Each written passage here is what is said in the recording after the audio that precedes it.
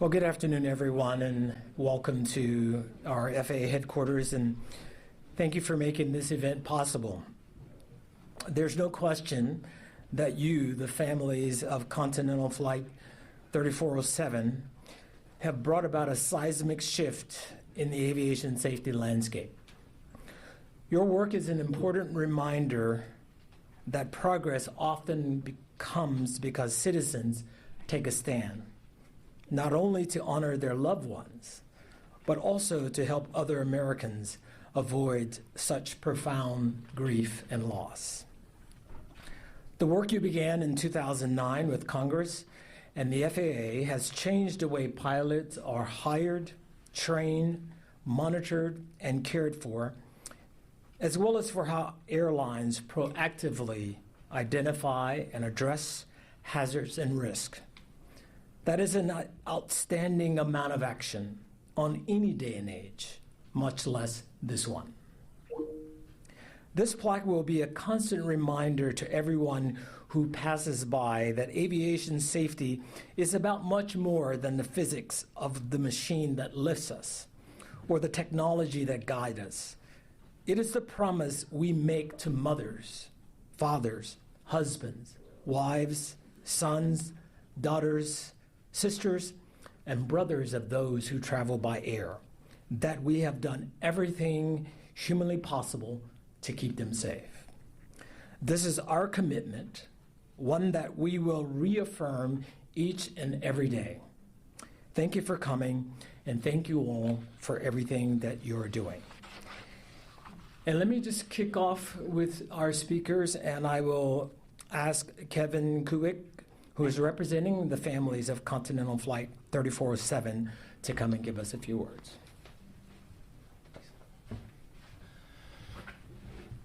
Thank you, Administrator Nolan. On a day like today, there's no way around it. There's an element of sadness that we're all here every time we have to come back. But as I thought about this, I thought about Lauren, Beverly, Coleman, Ellie, Kevin, Jerry, John, who am I missing? Mary, I got one more, Jean, and Ernie, and everybody else that was lost. And if they were up here, if what they could say, there's no doubt in my mind, the first thing would be that for the last 13 years, for every flight that landed safely and those people were able to get off the plane and go home to their loved ones and continue on with their lives and keep chasing their dreams, that's something that we need to celebrate, to shout to the mountaintops. And even more than that, I know from a determination standpoint, they would say to each every one of us in red, don't let up, don't relax, stay on top of it, keep fighting. And it's really been an amazing journey over the last 13 years, thinking about all the NTSB hearings, congressional hearings, meetings walking the halls of Congress over and over. I remember leading up to the passing of this bill, about 20 of us drove down to Charleston, West Virginia. Senator Rockefeller was on our side. He was an advocate for us. Karen, John, and I, we flew up to Duluth and to Hibbing, Minnesota. Congressman Oberstar was a champion for us. But they had to know how important that this was, that we get that done as soon as possible and save every life possible and not let something like slots or labor issues or next gen get in the way of safety, and how important and critical this was that we address the mistakes that allowed this very, very preventable and avoidable tragedy to occur. We've done interviews on TV and print, pretty much every entity out there over the years. We've done everything. And the beauty of it all is it wasn't just the pet project of 4 or 5 people. The talents of our group that came together, for Mike Loftus as a retired pilot, for Scott Maurer to be able to testify before Congress, for Karen and Susan with their experience and with rulemaking as federal employees, to be able to go to an OMB meeting or to sit with FAA and go through the significant rulemaking report. For Ken Mello with his background in IT to come on board with the FAA with their pilot record database team and help, not so much the expertise that he provided, but the human piece, the heart that he brought to it, so that those people realize this wasn't just a project. This wasn't just an exercise in coding or data management. This was something that affected real people. And we have 40-some people here today, but there's people from Massachusetts to California that every time we needed emails sent, that we needed letters sent, we needed calls made, they were there at a moment's notice. It's really special. We got the ladies in red here flying down from Buffalo to BWI on that Southwest flight, doing their thing, walking the halls of Congress, going back to B concourse at BWI and having a glass of wine or a margarita on the way back. So it's really been an amazing thing. It's been an amazing team that has come together here and what we've been able to accomplish. I think one of the themes for today undeniably is gratitude. My father, growing up in Buffalo, my father was a mayor and a county legislator. One of the lessons that he impressed upon me was the true mark of a person is how they treat someone who they have nothing to gain from. So especially when we think about this issue from a political standpoint, this isn't filling campaign coffers. This isn't get people elected or reelected. These are people doing this because it's the right thing. And we can't say thank you enough. It starts out with our Western New York congressional delegation. I know Brian's sitting over there. I'm from Buffalo. Buffalo's not the sexiest, most glamorous place in the world. But I really wonder if this crash had happened anywhere else, if the core group of families was from anywhere else in this country, if this would have all been done. Because people from Buffalo, they care, they have amazing hearts, and that's how our champions have fought for us. I think we should remember Congresswoman Slaughter today. July 30th, 2010, when the House passed the bill at about 10:30 at night, we sat up there in her office with her husband, get a chance to see the real side of somebody that serves here in D.C. She was a champion for us. To everyone in the aviation, commerce, T&I, Senator Dorgan's here with us today. You know, they were in the trenches. They were fighting for this. They worked through the legislation. This wouldn't have been possible without your leadership. And again, none of us were from North Dakota. We weren't able to vote for him.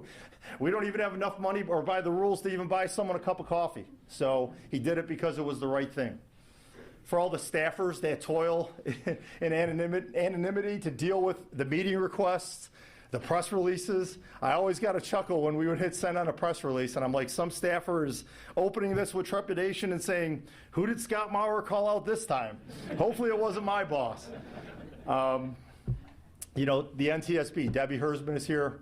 The proverbial tip of the spear, from the disaster assistance when the crash first happened, to the hearings, to the investigation, to the final report, a true driver of all the improvements that have been made. 13 years, an unbelievable record, to all the pilots, to the airline officials that day-to-day, the FAA personnel, DOT personnel that make this happen. To FAA, to DOT, to OMB, to the people that saw this legislation through, implemented into actual rulemakings.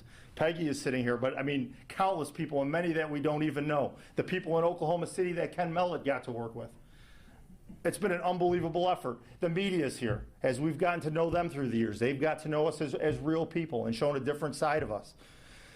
And last, but certainly not least, to the crew of the Miracle on the Hudson, Captain Sullenberger, First Officer Skiles. What they have been for our group is words cannot express. The comfort your support has given us, the confidence it has given us, and really the ultimate credibility that it has brought to our efforts.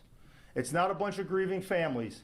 It's the premier pilots in the world that says this is the right thing to do. So, you know, I have two little girls, 5 and 3-year-old. One of their favorite stories is The Little Engine That Could. When I read it to them, I can't help but think of our group and what we've been able to accomplish. You know, and the last piece, honestly, and probably the most important piece, it's been 13 years. We got to keep it going. We have to avoid complacency. I was in Iraq and Mosul in 2004, 2005. I was an Army engineer. Every day we would do IED sweeps. And every day when you go out, you'd have to refocus yourself. And you'd have to find a way to, as you looked at the side of the road, to see that plastic bag, that cardboard box, that piece of garbage. Did it move 2 inches to the right? Is there something lying underneath it? To the people in the airline industry, the pilots, to everyone here at FAA, that's the kind of laser sharp focus we need every single day to allow this 13 years to become another 13 years. And you can't do it all at one time. It's churning out one good day at a time. So hopefully as people walk through the lobby and they see that plaque, as people here kind of go out into the world and think about their interactions with our group, I know we've made a huge difference, and hopefully we can keep making an even greater difference. So thank you to my friends in our group. Thank you to everyone for being here. It really is a special thing.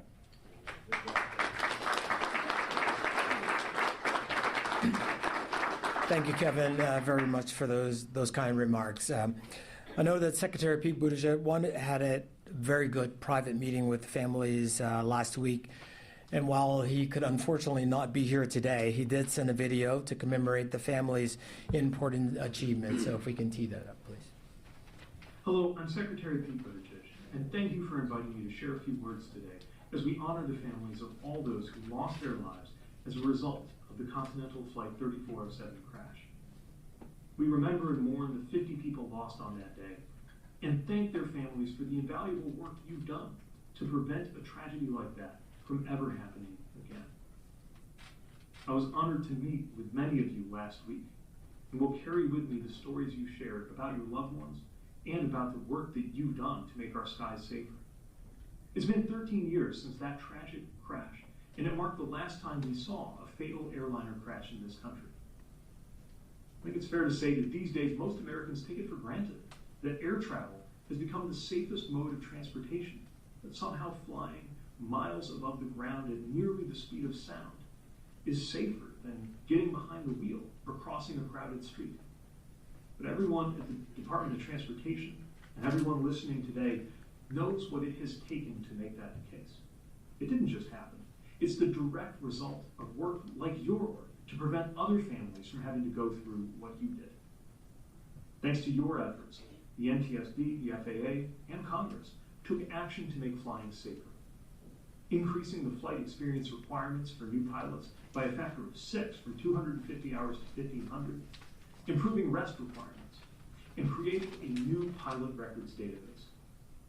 Safety is the first mission of everyone at the FAA and DOT, and we work hard to achieve that goal. So you can be sure that we will never take a year of 0 airline deaths for granted, and we'll do everything in our power to keep that number at 0 every single year. That's why we're working on a new rule right now that would require longer rest periods between shifts, not only for pilots, but also for flight attendants, who, as you know, play a very important safety role. It's part of why we're working to train the next generation of qualified, safe pilots, funding university and even high school curricula that teach fields related to aviation. And it's why today we recognize you for your tireless efforts as we continue our work to protect every member of the traveling public. Thank you again for your voices and for your work, and thank you for the opportunity to address you. Next, let's welcome Representative Brian Higgins, who represents the 26th District of New York. Right. Thank you very much. Thank you, Administrator, and I think Kevin hit it all. He's had this memorized for 12 years. He's an incredible recall guy, and I'm very, very impressed, probably owing to his coaching experience in motivating people. I remember a couple of things during this process quite vividly. On February 12th, my first call was to the Transportation Secretary, Ray LaHood. He said that the National Transportation Safety Board will be on the ground in the morning, and they're very, very good, and they will find out what happened here. I remember in May, when these families first converged on Washington on Capitol Hill. I had an office in the Cannon office building. And they were there, and they all sat down, and I was confused as to how they could be present and demonstrate such poise, such courage, such conviction, and such commitment to try to some way, turn this tragedy into something good, individually and collectively. You know, the Greek tragic poet of the 6th century, Aeschylus, says that we suffer our way to wisdom. We suffer our way to wisdom. To live is to suffer. To endure the suffering, to survive the suffering, is to give that suffering meaning. All of you, honor the loved ones, the people that you loved and lost. By your commitment, you couldn't do anything to help them. What you have done for the flying public, MIT just came out with a study, there's all kinds of studies all over the place, that say that this decade has been the safest period of aviation safety in the history of the country. That is not coincidental. It is not coincidental. The lobbying force that you put together, you understood the nuance between lawmaking and rulemaking. You called people out. Kevin's mother would follow the former chair of the Transportation Committee into the cafeteria. And this process is amazing. You should be a case study at the Kennedy School of Government. I'm a practitioner of politics as much as I am a student. And I knew from the very beginning that this would be difficult because Congress has an attention deficit problem. Typically, issues come up and then they go. This issue never left because of the perseverance of all of you. And you have changed your trajectory in this country of flying safety, which is a gift, not only from you, but on behalf of the people that you loved and lost. It is a great, great tribute to all of us and this good country. Thank you for making me a part of it.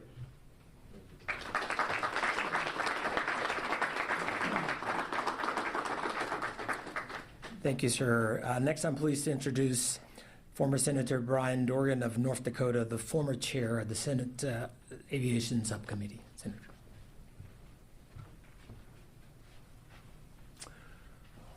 Well, thank you very much, Kevin and Brian. I'm enormously proud to have been invited to come to this and to see all of you and to have been a very small part of what has been accomplished. In the political jiu-jitsu of public policy creation on the positives and the negatives, you know that negatives are so much easier. Mark Twain was once asked to be engaged in a debate program that they had arranged, and he said he would do that, and they said, well, we haven't told you the subject. He said, well, I'll do it as long as I have the negative side. They said, we still haven't told you the subject. He said, oh, but the negative side never requires preparation. And so it is for you to have constructed something positive that represents something that will change in a very positive way the future. You have saved lives. So here's the problem. I can't sleep past 6 a.m. I don't know if anybody else in here has that, but at 6 o'clock, I wake up. And I'm thinking, I don't want to do this, but every morning, this morning at 6 a.m., as I was waking up, just as I got up, I was thinking about this, coming to this. And I thought of these three words: inspiring, relentless, successful. Boy, that is you. I remember the first day when you came to my office and we crowded into this office and all of you showed up and we talked about a lot of things. We talked about grief, talked about anger. We shared stories about who we have each lost, daughter, mother, and so on. And I remember telling you one thing. I remember telling you that the old adage, the world is run by those who show up. The world is run by those who show up. And I said, I described the circumstances of my mother being killed in a manslaughter incident. And I decided I would show up at everything in that court system. Everything, no matter when, no matter where, I was going there. And you know what? When you show up, it matters. And you never missed anything. It's unbelievable, Kevin. I mean, you sound like a coach to me, right? I mean, you're a great coach. But you and everyone else here didn't miss anything. You didn't miss a day. You didn't miss a way. You didn't miss the opportunity to be there when anything was being done that would suggest that there's a discussion about what's happened to your loved ones and what's happened to an airplane that was flown in circumstances where there were pilot training issues, there were rest issues, there were a range of things that should have and would have made you, the FAA, the Congress, and everyone to decide this cannot happen again.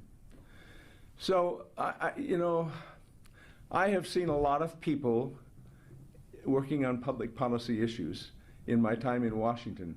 I spent 12 years as a congressman in the House of Representatives. Then I went to the Senate and spent 18 years as a senator. And after 30 years, I decided that I wanted not to seek re-election. But I'll tell you something. During those 30 years, I have never, ever seen a group of people like you, a group of families that came together and stayed together and would never be dissuaded about what your mission was. You represent the single most important element that I always think about when I think about how do you create good public policy. You create it by understanding the world is run by those who showed up. And boy, have you showed up. I am so proud today just to see this honor and to understand that you earned every bit of that and will continue to earn it from today and days in the future, because this is never over. But boy, have you succeeded in doing something that is saving other lives. God bless you.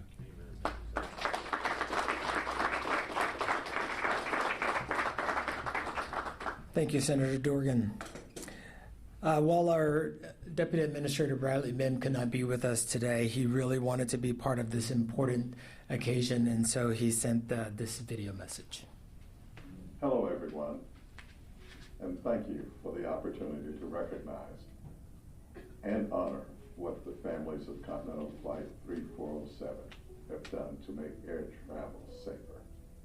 We see in your achievements the power of family, friends, and community to bring about real and enduring change. Your work is a tribute to those who came before and to those who have followed. I'm thinking about the families of Pan Am 103, who in 1990 brought about changes to aviation security, or the Ethiopian Airlines Flight 302 families who spurred the overhaul of how we certify commercial aircraft. In each case, families and friends driven to action selflessly rose up to make aviation safer for all travelers around the world. Together, you have progressively strengthened the safety net that protects us, and for that, we owe you a great debt of gratitude. While I don't know if completing what you started so many years ago brings with it a sense of closure, I do hope that you take comfort in knowing that you've made a huge difference for the families of travelers everywhere. Your hard work and dedication has increased the margins of safety in our aviation system, and that makes the journey all the more safe. Thank you again for all you've accomplished. And now we are very pleased to be joined by former NTSB Chair Debbie Hersman. The investigation of Continental Flight 3407 was completed under her leadership. I know nearly everyone in this room knows Debbie. She's a true champion of safety. Debbie, please.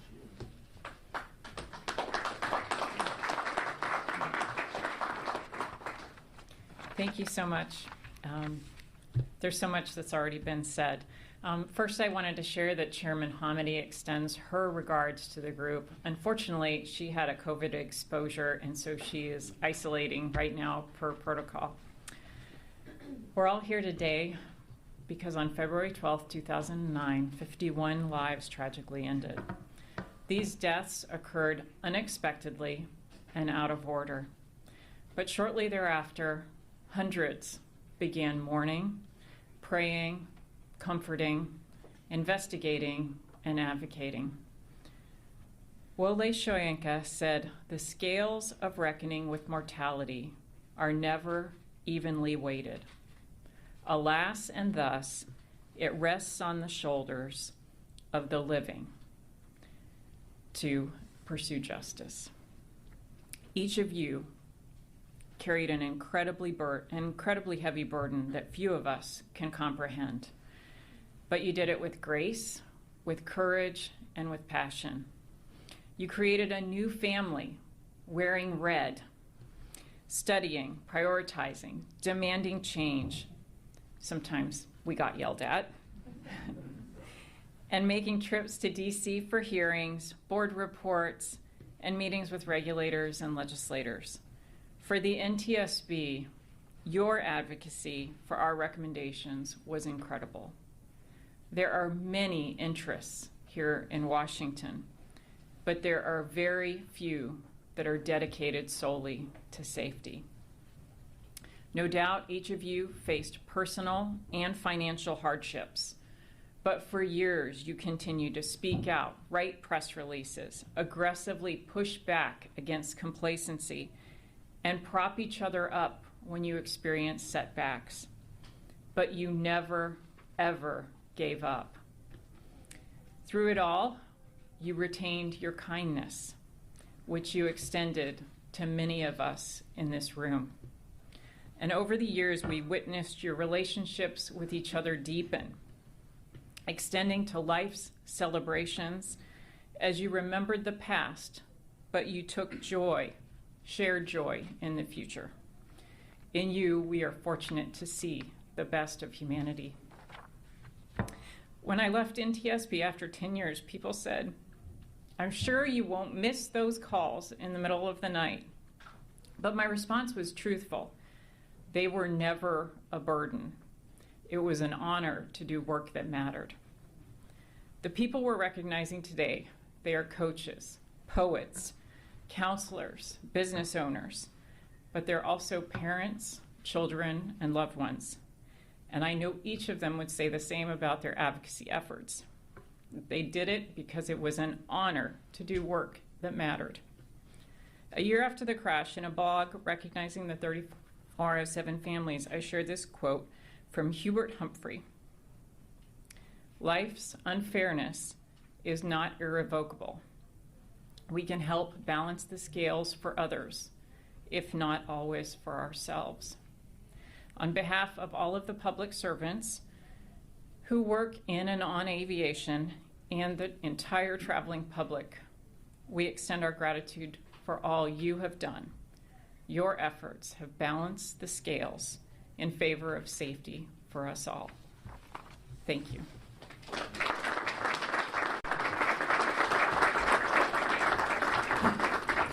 Thank you, Debbie, very much for those words.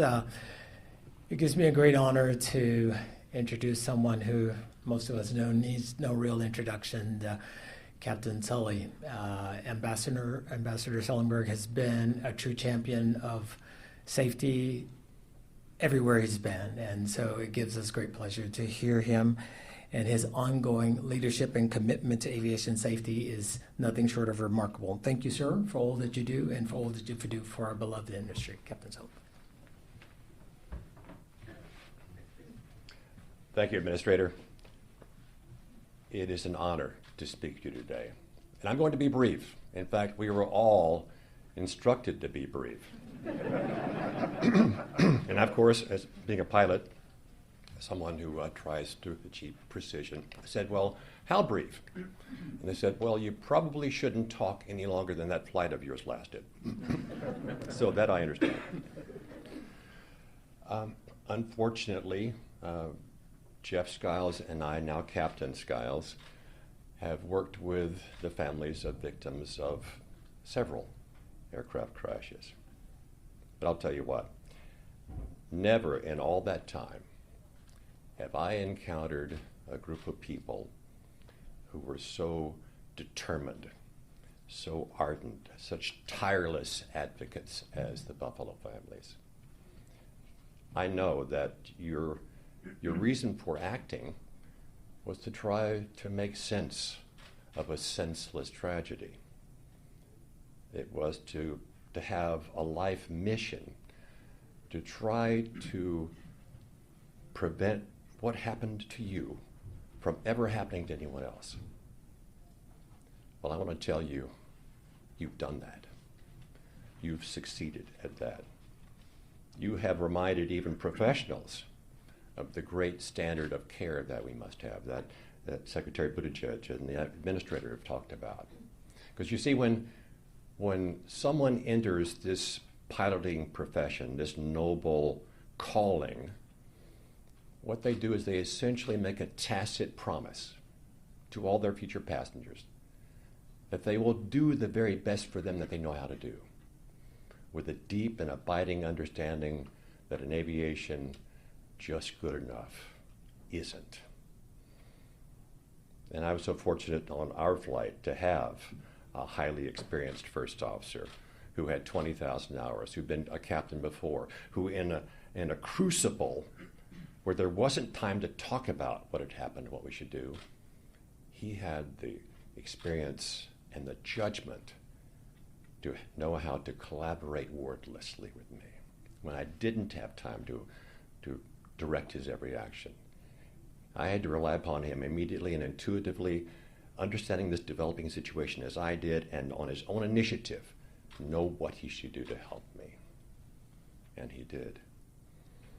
You know, I think sometimes in aviation, we do ourselves a disservice by making it look easy when it's not.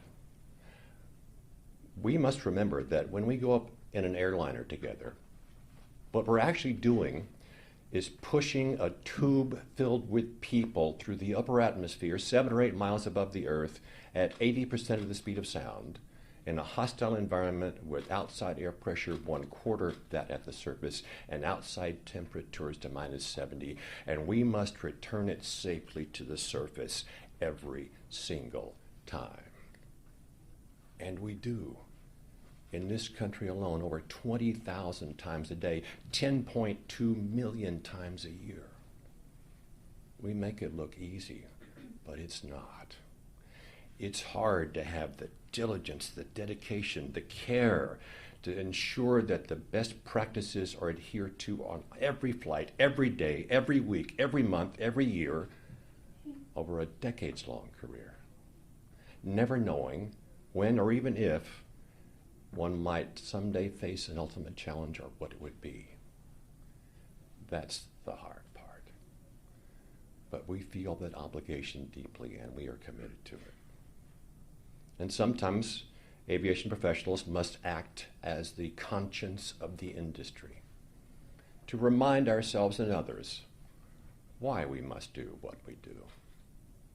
And we do these things for 3 reasons. Our passengers deserve it. Our colleagues expect it. Our profession demands it.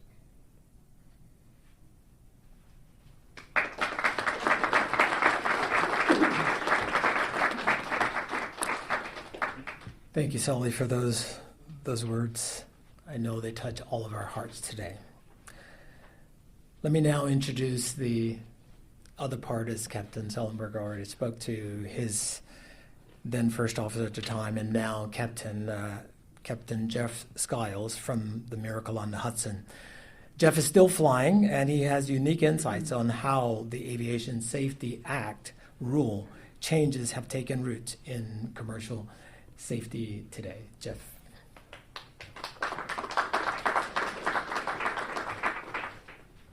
Thank you. My most important and lasting role will always be as Captain Sullenberger's first officer in the Miracle on the Hudson.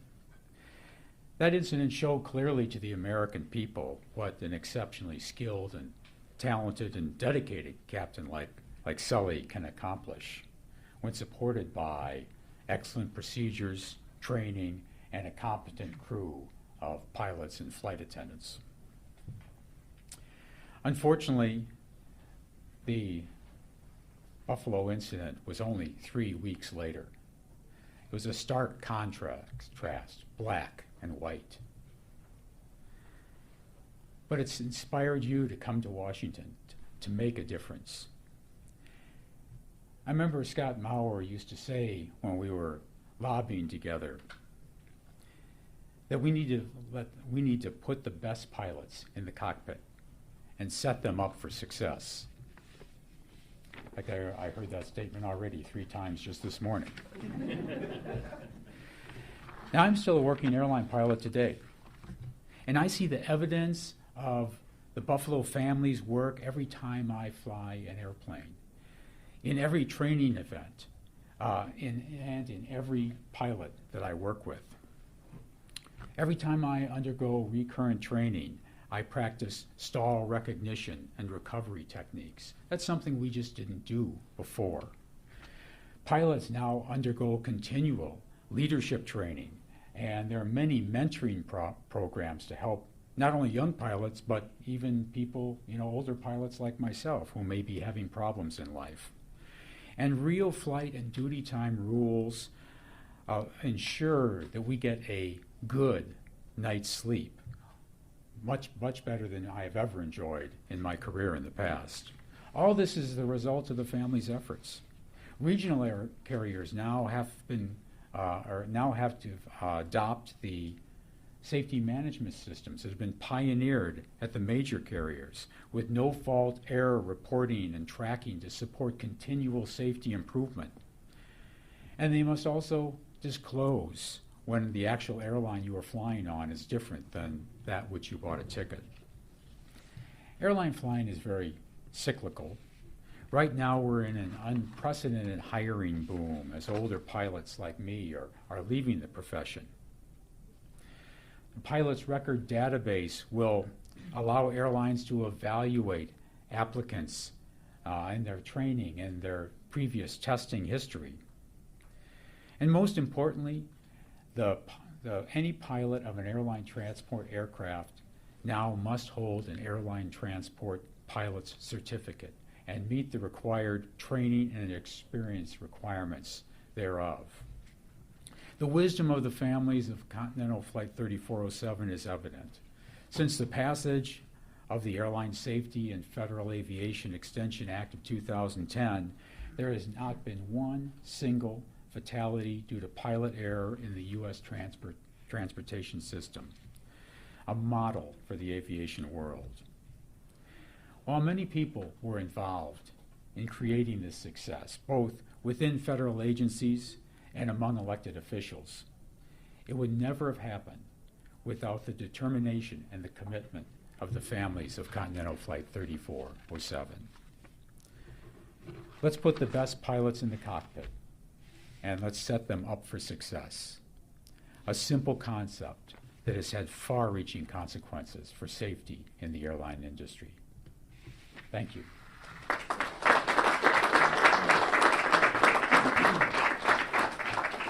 Thank you, Captain Skiles.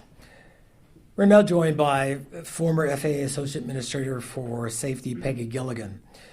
Peggy and I have worked a long time together, and she's also been a tireless advocate of improving and increasing and enhancing safety not only here in the U.S. but around the world, as we have indeed become the gold standard.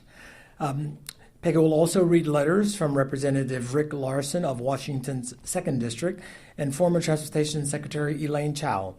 It was Peggy's organization of safety professionals who worked behind the scenes to implement the legislation and make the safety rules a lasting legacy. Peggy.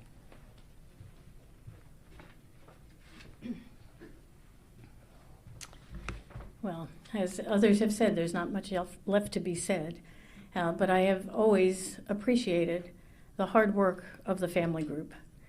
And I said earlier, and I think it's true, what you've demonstrated is what can be accomplished when we work together. Different sides of the aisle, different sides of an issue, whatever it might be.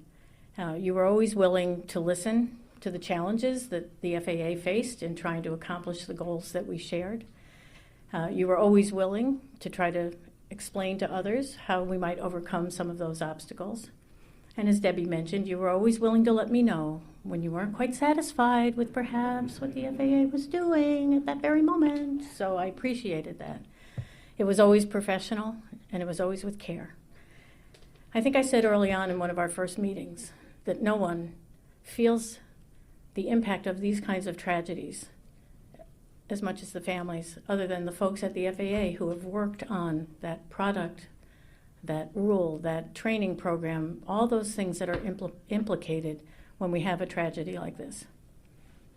And I think you saw that no one cared as much about trying to complete this work as the people at the FAA who worked with you to try to get us over all those very, very high hurdles because of the tremendous safety record that we enjoyed already in this industry. So once again, thank you, as others have said. Thank you for working with us. Thank you for giving us the opportunity to accomplish things we all knew needed to be accomplished, but perhaps we weren't able to, any of us weren't able to do without the help of all of us. I've also been asked to share some letters from a couple of folks who weren't able to be here today. Secretary Chow has written to the families of Continental Flight 3407. I'm glad to hear there will be a ceremony at the FAA to unveil a plaque to honor your contributions to improving aviation safety. I'm disappointed I'm unable to join you as a previously scheduled appointment prevents me from being in Washington on August 1st. Of my years in public service, the darkest days were those on which lives were lost. The most gratifying days were those in which important safety measures were advanced so that such tragedy is never repeated.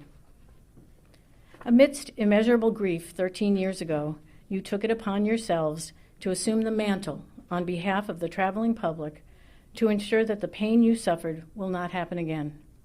Your persistent and determined efforts now span 3 presidential administrations. My interactions with the families were moving, poignant, and productive. After you waited for more than 10 years, we were finally able to get out the electronic pilot records database notice of proposed rulemaking on March 30, 2020. And under my tenure, we were able to get the pilot professional development final rule on February 25th of 2020. In addition, due to your tireless efforts, we were able to improve upset recovery training and assure full compliance with Part 121 Safety Management System requirements. Out of tragedy, you arose to help others. The solace this may offer cannot make up for the tragedy of February 12, 2009, but your legacy will endure. Today's recognition is very well deserved. Sincerely, Elaine Chow. And from Representative Rick Larson. Dear families of Continental Flight 3407, on February 12, 2009, the Continental Flight 3407 accident devastated families and communities across the United States. Please accept my sincerest condolences regarding the losses of your loved ones. More than 13 years later, I'm honored to be a part of this ceremony to dedicate a plaque recognizing your contributions to aviation safety. Thanks to your advocacy, passengers flying across the country and around the world are safer.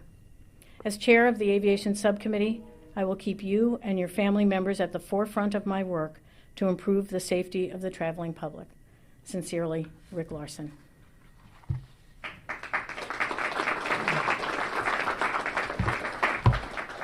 Thank you, Peggy. So as we turn to the plaque itself, and I have a copy of its inscription here. Thank you to all of our speakers today, and I do want to say on behalf of the 45,000 men and women of the FAA that I'm so honored to lead. It is certainly, we look forward to having this in this building and having it be a constant reminder that the price of safety sometimes is very high, and we can never lose sight of the mission that we are called to do. That is to ensure the utmost in terms of the flying public and hold their trust as sacred. So, and I'll read the inscription in recognition of the families of the victims of Continental Flight 3407. Their tireless advocacy after February 12, 2009 crash in Clarence, New York, established a legacy that raised the level of safety for every passenger who sets foot on a regional or mainline commercial airline flight. By working with the U.S. Congress, National Transportation Safety Board, U.S. Department of Transportation, and the Federal Aviation Administration, The families of Continental Flight 3407 drove safety improvements that have become law through the Airline Safety Act of 2010, signed by President Barack Obama on August 1st, 2010. These are just some of the body of work. Pilot qualification and training rule supplemented the congressionally mandated requirements that airline transport pilots complete 1,500 hours of vigorous flight experience, along with a significantly enhanced testing of the overall training and knowledge base, including stall, upset prevention, and recovery training. Pilot fatigue rule gives pilots a longer opportunity for rest before they enter the cockpit. It set a 10-hour minimum rest period prior to a flight duty period, a 2-hour increase over the old rules. Pilots must have an opportunity for 8 hours of uninterrupted sleep within the 10-hour rest period. Safety management systems. The FAA requires that all scheduled U.S. airlines have safety management systems in place to help prevent accidents. These set of policies and processes help airlines identify potential hazards in their operation, assess and address the risk from those hazards, and ensure the safety risks are mitigated. Pilot professional development. Raised professional standards and cockpit discipline, especially for new hires. It makes sure that they adhere to standard procedures, and it helps prevent behavior which could lead to pilot error. Pilot record database.